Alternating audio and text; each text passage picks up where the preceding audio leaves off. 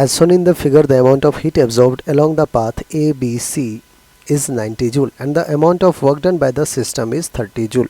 If the amount of work done along the path ADC is 20 joule, then the amount of heat absorbed will be. बच्चों पहले statement को अपन read करते हैं. Amount of heat absorbed along the path ABC is 90 joule. Path A, B and C की बात चल रही है. तो ABC पाथ में जो हीट को एब्जॉर्ब किया है, रिलीज नहीं किया है, हीट को एब्जॉर्ब किया है, तो delta Q is equals to delta U plus delta W. ये होता है बच्चों using first law of thermodynamics, using FLOT हम कह सकते हैं कि delta Q is equals to delta U plus delta W. तो हीट एब्जॉर्ब कितना किया है, delta Q will be 90 joule plus का delta U plus delta W. अब देखिए amount of work done by the system. बच्चों जब work done by the system हो तो हम क्या ले लेते हैं, पॉजिटिव का 30.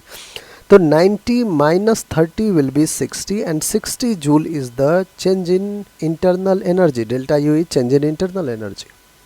सो डेल्टा U की वैल्यू बच्चों यहाँ से हमने फाइंड आउट कर लिया. अब आगे देखते हैं कि और हमें क्या सब करना है. देखिए सेकेंड स्टेटमेंट पे आते हैं.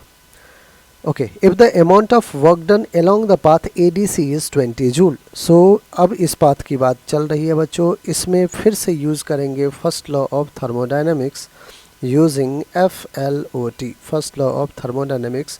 Delta Q delta U plus delta W के इक्वल होगा. अब क्या कह रहा है कि work done, okay, if the amount of work done along the path ADC is 20 joule. amount of work done कितना है बच्चों, 20 joule है. then the amount of heat absorbed will be delta Q हमें फाइंड करना है. कहोगे कि sir delta U. बच्चों इनिशियल और फाइनल पोजीशन दोनों केस में सेम है. A से B, B से C, C ही जा रहे हैं, A से D, D से C. तो पोटेंशियल एनर्जी पाथ डिपेंडेंट नहीं होता है, इनिशियल और फाइनल पोजीशन पे डिपेंड करता है. तो A और C इनिशियल और फाइनल दोनों पाथ के लिए सेम ही है.